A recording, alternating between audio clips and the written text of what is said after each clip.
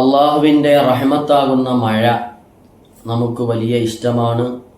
മഴ നനയാനും മഴ കൊള്ളാനും ഒക്കെ നമുക്ക് വലിയ ആവേശവുമാണ്.